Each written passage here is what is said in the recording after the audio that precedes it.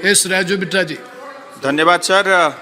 इस बजट में युवाओं के लिए बहुत कुछ है, तो मेरा आपसे निवेदन है कि थोड़ा अधिक समय दिया जाए।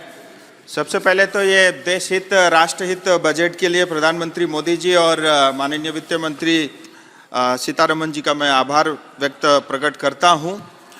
ये बजट प्रधानमंत्री मोदी जी के विकसित भारत विजन 2047 का रास्ता साफ साफ दिखाता है और विशेष करके युवा, गरीब, महिला और किसान सभी को ये सशक्त करता है। सर 2014 में जब प्रधानमंत्री मोदी जी ने देश का बागडोर संभाला, तब देश फ्रेजाइल 5 के नाम से देश के ऊपर एक कलंक था, एक टैग था।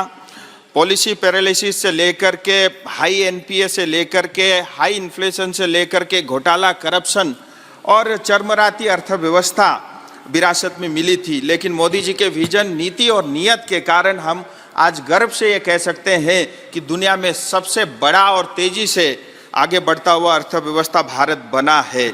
और फ्रेजाइल 5 के बदले आज जो है ब्राइट स्पॉट के रूप में भारत जाना जाता है। जबकि इसी दौरान कोविड की महामारी का सामना भी करना पड़ा, यूक्रेन और रशिया के बीच में युद्ध हो या अनेक ग्लोबल डिस्टर्बेंसेस भी इस दौरान में रहे। बजट के कुछ खास बातें मैं आपके समक्ष रखना चाहूँगा। 5 साल में 2 करोड़ लोगों के लिए नए घर, 3 प्रमुख इकोनॉमिक रेल कॉरिडोर, इंफ्रास्ट्रक्चर के ऊपर में 11 लाख करोड़ से ज़्यादा का बजट, और जहां यूपीए ने 10 साल के अंदर में 12 लाख करोड़ खर्च किए थे, आज मोदी जी के नेतृत्व में 40 लाख करोड़ से ज़्यादा का जोर जो है इंफ्रास्ट्रक्चर पे दिया गया। डिफेंस सेक्टर में भी बजट बढ़ा करके जीडीपी का 3.4% किया है। 44,000 वंदे भारत जैसे जो है रेल के कोचेस बनेंगे। आयुष्मान भारत कार्ड अब आंगनबाड़ी और आशा वर्कर को भी मिलना शुरू होगा। और विशेष करके युवाओं को ध्यान में रखते हुए स्टार्टअप में भी 1 साल की अतिरिक्त छूट दी गई है।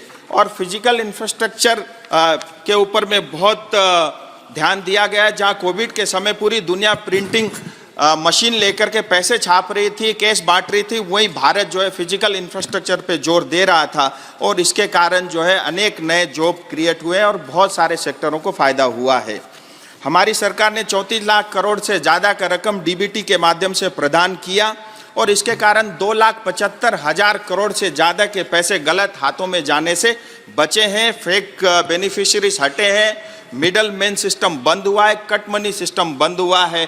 पश्चिम बंगाल की दीदी बोल रही थी, मैं एक एग्जाम्पल के माध्यम से बताना चाहूँगा। जहाँ एक तरफ भारत का जीडीपी का 30% जो है बंगाल से आता था, आज 3% से कम रह गया है। इन्वेस्टमेंट नहीं आ रहा है, युवा बेरोजगार है।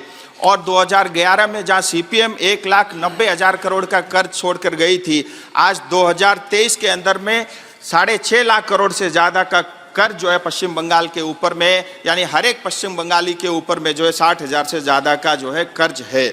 और इनका रोल मॉडल देखिए करप्शन और भ्रष्टाचार का कैसा होता है। मनरेगा के बारे में बोला जाता है पैसा रोका है, लेकिन मैं आपको आंकड़े के साथ कहना चाहूँगा 10.5 करोड़ की आबादी पश्चिम बंगाल की है, जहाँ जॉब कार्ड जो है घर से एक ही को मिलता है, 18 से कम आयु को नहीं मिलता। उसके बावजूद भी 3 करोड़ 78 लाख जो है जॉब कार्ड पश्चिम बंगाल में बने। जैसे आधार को लिंक किया, तुरंत घट के जो है 1.5 करोड़ से ज्यादा जो है इनके फर्जी कार्ड जो है बंद हुए।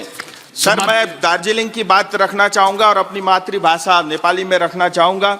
दार्जिलिंग पहाड़ तराई डुवर्स का जनताले धेरै लामो समयदेखि गोर्खाल्यान्ड रूपमा एउटा छुट्टै प्रशासनिक इकाइको माग गर्दै आएको छ। यसको कारणले गर्दा विगतमा थुप्रै आन्दोलनहरू भए। 1986-88 को आन्दोलनले त्यसको फलस्वरूप दार्जिलिङ पर्वतीय परिषदको गठन भयो। 2017 देखि 11 को आन्दोलनले जीटीए को स्थापना भयो।